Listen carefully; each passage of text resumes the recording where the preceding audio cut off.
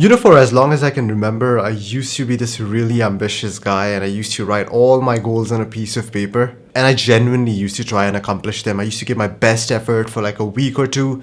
But then eventually I just used to quit, like the motivation used to run out. And this wasn't something that happened once or twice. This was like a vicious cycle.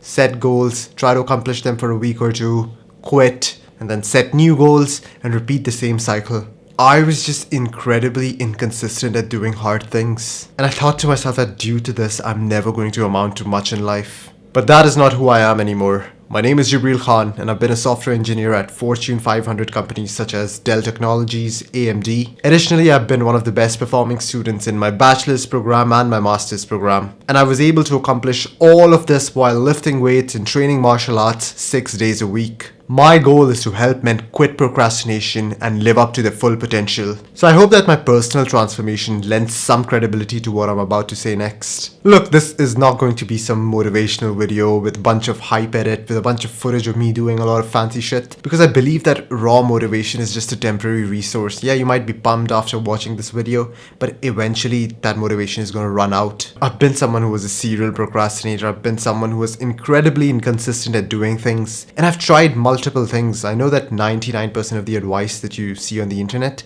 is simply not working. In this video, I'm actually going to talk about the 1% of things that do work. The principles and the tools that genuinely help me and improve the quality of my life. And I'm sure that if you apply them in your life, you are going to see improvement from day one. But the truth is that these principles are not just quick hacks. These are things that require major mindset changes and a degree of lifestyle changes. But they're genuinely worth it and you are going to see practical improvements. So let's get right into it. So previously, whenever I saw a task on my to-do list, the first thought that jumped to my head was, how on earth am I going to get this thing done? How am I going to actually finish this task? I was just super outcome oriented. Like I wanted to finish the task.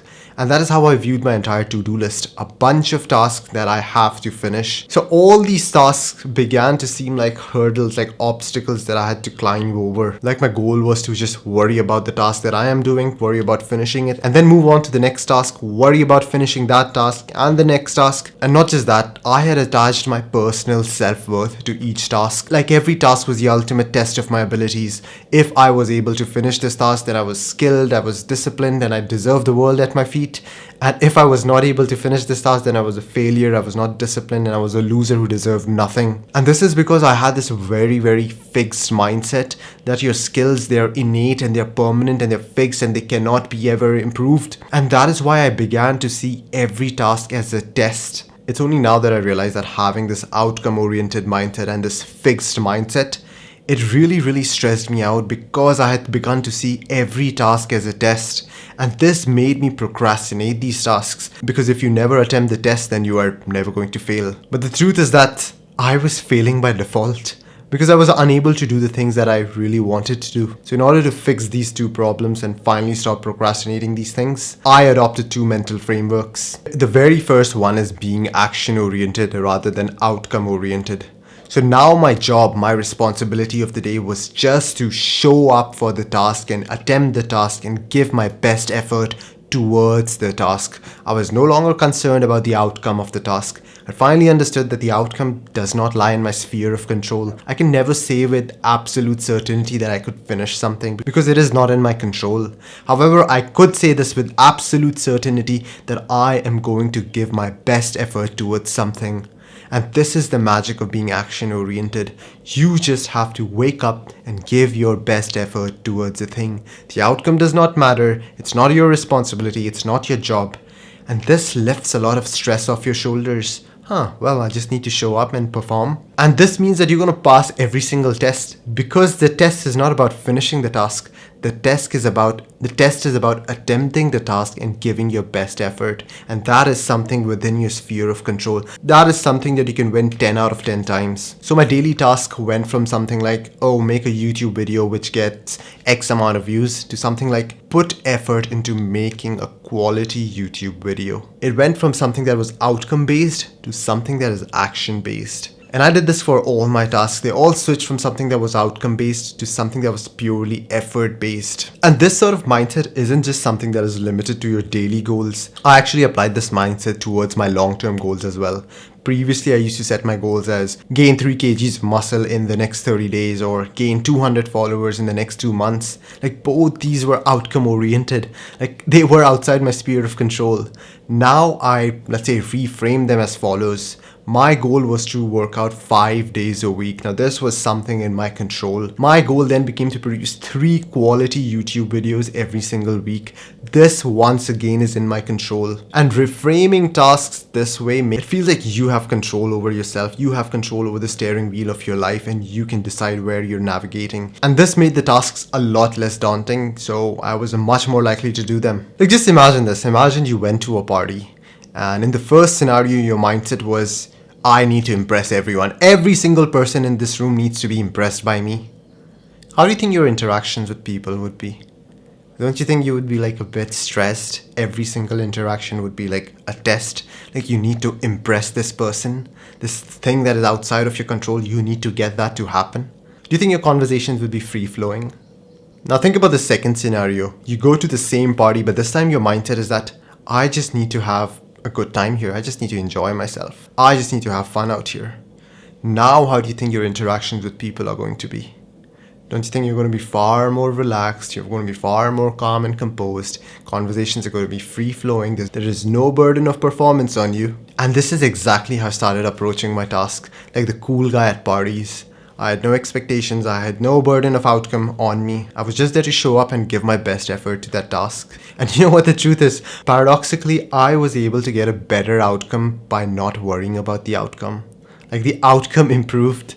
I was able to complete tasks at a higher success rate when I did not care about the completion rate at all. I was just this cool casual guy at the party showing up and attempting the task. If you're interested in more of these raw, low dopamine videos where we prioritize information over just entertainment, then make sure that you click on the subscribe button to get more of such videos. The second mental framework that I adopted was having a growth mindset. Having a growth mindset means that you actually believe that your abilities, your skills, they're not fixed, they're not set in stone, they're not something that you're just born with and can never be changed or improved. All the skills and abilities that you possess can be improved through effort, through persistence, and through learning. That is what it means to have a growth mindset. Like, I know this sounds very wishy-washy and some scammy self-improvement stuff, but trust me, once I had this mindset that, okay, my abilities are not fixed, every task stopped feeling like a test. I was no longer going with the approach that, oh, if I suck at this task, my life is over. No.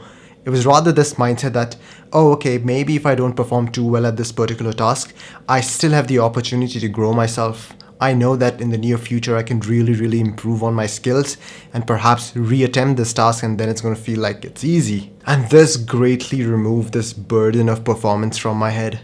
And once this burden of performance was removed, I was much more inclined towards doing the task. I was no longer procrastinating it. I was no longer running away from the test. Like, the best way to describe the difference between attempting a task with a fixed mindset versus attempting a task with a growth mindset is as follows. With a fixed mindset, you feel like you're in the Olympic finals. Like, you are here on this day to find out if you're worthy of a gold medal, and your life is just brilliant and you're amazing. You have all these skills and people are going to love you. Or you're not worthy of winning a medal.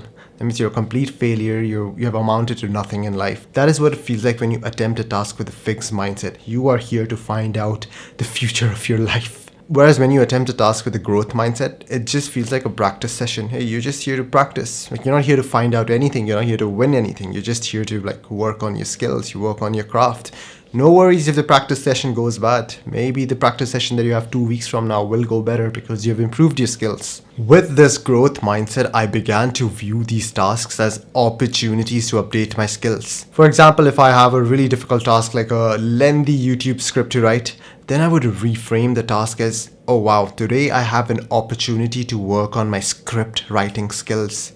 I just don't have to invest time and effort in the task and get nothing back. The task is an opportunity. The task is giving me something back. The task is making me a better script writer. And I swear, when you reframe tasks in this way, it could be any task. Maybe you're programming something and you reframe the task as, this task is allowing me to develop my skills as a programmer. This task is an opportunity to improve my skills as a programmer.